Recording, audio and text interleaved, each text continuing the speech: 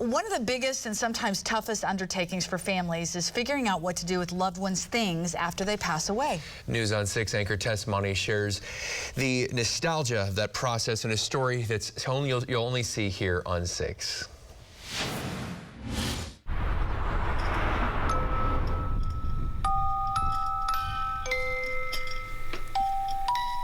What jogs a memory? A song? A smell? Or maybe just an old piece of clothing? I have a picture of myself at a slumber party in this shirt. Probably when I was about 16. This story is about letting go. It's a little different from others I've shared because But I bet my Aunt Geraldine made that. it's personal. Is it like going back in time? It very much is.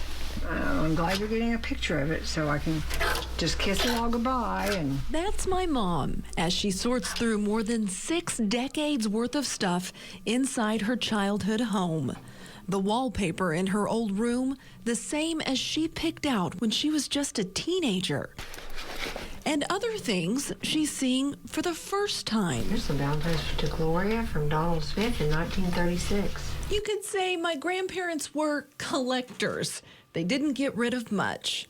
And since they both passed away, it's up to my mom to clean out their house, which has been a fixture just off Route 66 in El Reno for more than 100 years. There's just 3 million hangers. It's a process we started on our own a few years ago. So much stuff. Everything back here was full, packed to the brim. Found some cool little treasures. What we think is her wedding topper. It's adorable. But quickly learned it was simply too much for us. It's emotional, it's overwhelming, it's hard, and there's an attachment. And so we try to come in and make it easier for the family. We pull things out of closets, basements, hidden rooms, attics for 1960. And that's exactly what Kristen Grandy has been doing. She's a self-proclaimed junker who specializes in estate sales through her business, Junk Hippie.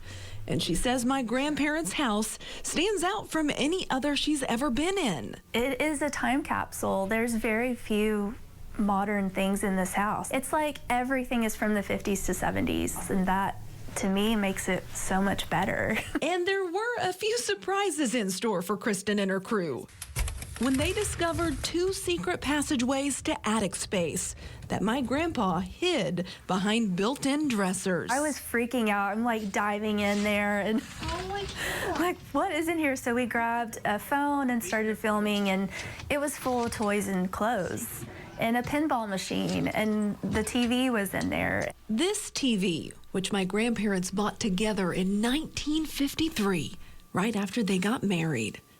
She also found these. Guessing from when your grandma got married, little nightgowns and slips that still have the tag on it. Boxes and boxes of kids' clothes from the 50s, and most of it is like brand new. You can't just find that anywhere. We have rooms full of it. It's all like treasure. Speaking of treasure, these military hats and helmets were my grandpa's most prized possessions, all original, some dating back to the 1800s. okay, now. And even though we'd like to, we can't hang on to everything. The Knights Templar. So the hats and helmets are going to Hayden Howard, a young collector, much like my grandpa, passionate about history and honoring the men and women who have served our country. I used to interview World War II vets when I was younger, and these are their legacy, and they're all pretty much gone now, and it's, our duty as the further generations to preserve the memories. And that's what makes letting go easier,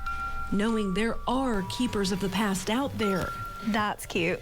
who will make new memories with some of those old things we hold dear. It does get to live on, and I hope that means something. I brought the music box home. Dry your eyes. Dry your eyes. It's a happy story. It's those things are going to people who are going to love them. I've actually heard from a lot. Your eyes are watering.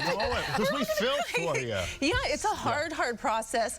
I was good until you guys started doing this. So let me get to the funny stuff. Okay. It was a running joke in our family that one day we were going to have to clean out all that stuff, but we had no idea how much was actually there and how far some of it dated back. Right. So we can't keep everything, but we can keep some things. So I was really thoughtful in what I brought home. I wanted them to have meaning and memory. So I brought, this is one of, I mean, I kept quite a few things, I'll be honest with you. This is an old Kellogg crank phone. Oh my gosh. And it was in my grandparents' kitchen, and I used to play with it when I was a little girl. So I have a special memory, it has special meaning. The house was built in 1915, and I believe that the original owners of the house left this phone there, and it hung in the kitchen for my whole life. So.